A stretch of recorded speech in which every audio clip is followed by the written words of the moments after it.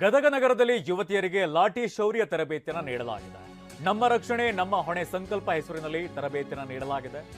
ತ್ರಿಕೂಟೇಶ್ವರ ದೇವಸ್ಥಾನದ ಆವರಣದಲ್ಲಿ ಹಿಂದೂ ಜನಜಾಗೃತಿ, ಕ್ರಾಂತಿ ಸೇನಾ, ರಾಜರಾಜೇಶ್ವರಿ ಮಹಿಳಾ ಮಂಡಳಿಯಿಂದ ತರಬೇತಿಯನ್ನು ನೀಡಲಾಗಿದೆ.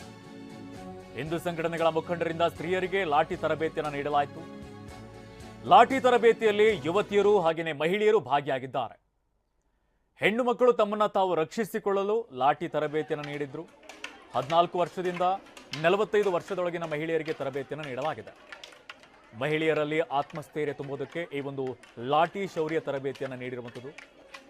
ಮಹಿಳೆಯರ ಮೇಲೆ ನಡೀತಾ ಇರುವಂತಹ ದೌರ್ಜನ್ಯ, ಅತ್ಯಾಚಾರ, ಚುಡಾಯಿಸುವ ಪ್ರಕರಣಗಳನ್ನು ತಡೆಗಟ್ಟುವಂತಹ ಉದ್ದೇಶದಿಂದಾಗಿ ಈ ಒಂದು ತರಬೇತಿ ಶಿಬಿರವನ್ನು ಏರ್ಪಡಿಸಲಾಗಿದೆ.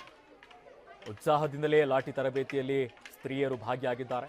14 ವರ್ಷದಿಂದ 45 ವರ್ಷದ ಒಳಗಿನವರಿಗೆ ತರಬೇತಿಯನ್ನು ನೀಡಲಾಗಿದೆ.